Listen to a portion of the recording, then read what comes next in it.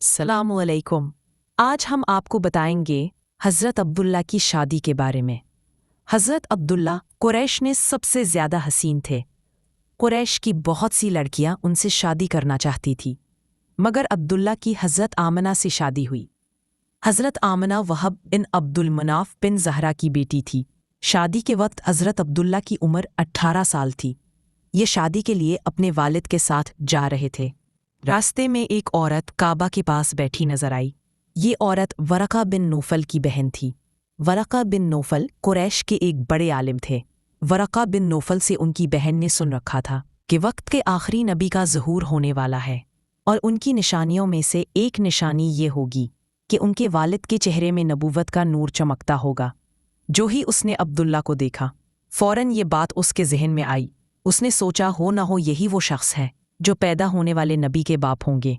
चुनांचे उसने कहा, अगर तुम मुझसे शादी कर लो, तुम्हें बदले में तुम्हें इतने ही ऊँट दूंगी जितने तुम्हारी जान के बदले में ज़बह किए गए थे। इस पर उन्होंने जवाब दिया, मैं अपने बाप के साथ हूँ, उनकी मर्जी के खिलाफ कुछ नहीं कर सकता, ना उनसे अलग हो सकता हूँ, और मेरे वालिद बाइज़्ज़त आदमी हैं, अपनी कौम के सरदार हैं। बहरहाल उनकी शादी हज़रत आमना से हो गई। आप कुरैश की औरतों में नसब और मकाम के एतबार से अफजल थी। हज़रत आमना हज़रत अब्दुल्ला के घर आ गई। आप फरमाती हैं, जब मैं माँ बनने वाली हुई तो मेरे पास एक शख्स आया, यानी एक फ़रिश्ता इंसानी शक्ल में आया। उस वक्त मैं जागने और सोने की दरमियानी हालत में थी। उसने मुझसे कहा, क्या तुम्हें मालूम है तुम इस उम्मत के सरदार और नबी की माँ बनने वाली हो। इसके बाद वो फिर इस वक्त आया जब नबी सल्लल्लाहु अलैहि वसल्लम पैदा होने वाले थे। इस मर्तबा इसने कहा, जब तुम्हारे यहाँ पैदाइश हो तो कहना, मैं इस बच्चे के लिए अल्लाह की पनाह चाहती हूँ, हर हसद करने वाले के शर से और बुराई से। फिर तुम इस बच्चे का नाम मोहम्मद रखना, क्योंकि उनका नाम तौरात में अहमद है और ज़मीन और आसमान वाले उनकी तारीफ़ करते हैं, जबकि कुरान में उनका नाम मोहम्मद है और कुरान उनकी किताब है। हज़रत अब्दुल्ला के चेहरे में जो नूर चमकता था, शादी के बाद वो हज़रत आमना के चेहरे में आ गया था।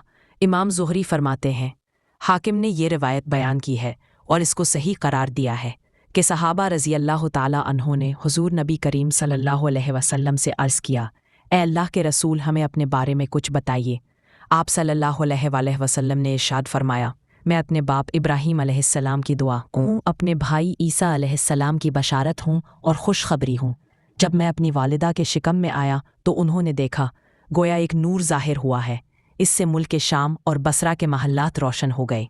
हज़रत आमना ने हज़रत हलीमा सादिया से फरमाया था, मेरे इस बच्चे की शान निराली है। हज़रत ईसा अलैहिस्सलाम वो आखिरी नबी हैं जिन्होंने आप सल्लल्लाहु अलैहि वसल्लम की आमद की खुशखबरी सुनाई। इस बशारत का जिक्र कुरान में भी है। सूरह सफ़ में अल्लाह ताला फरमाते हैं, और इसी तरह वो वक्त भी काबिल ज़िक्र है जबकि ईसा इब्न मरियम ने फरमाया कि ए बनी इसराइल, मैं तुम्हारे पास अल्लाह का भेजा हुआ आया हूँ कि मुझसे पहले जो तौरात आ चुकी है मैं उसकी तस्दीक करने वाला हूँ, और मेरे बाद जो एक रसूल आने वाले हैं उनका नाम मुबारक अहमद होगा, मैं उनकी बशारत देने वाला हूँ। अब चूँकि हज़रत ईसा अलैहिस्सलाम ये बशारत सुना चुके थे, इसलिए हर दौर के लोग आप सल्लल्लाहु अलैहि वसल्लम की आमद का बेचैनी से इंतज़ार कर रहे थे। उधर आपकी पैदाइश से पहले ही हज़रत अब्दुल्ला इंतकाल कर गए। साबिका किताब में आपकी नबूवत की एक अलामत ये भी बताई गई है कि आपके वालिद का इंतकाल आपकी विलादत से पहले हो जाएगा। हज़रत अब्दुल्ला तिजारती काफ़िले के साथ तिजारत के लिए गए थे। इस दौरान बीमार हो गए और कमज़ोर होकर वापस लौटे। काफ़िला मदीना मुनव्वरा से गुजरा तो हज़रत अब्दुल्ला अपनी ननियाल यानी बनु नजार के यहाँ ठहरे।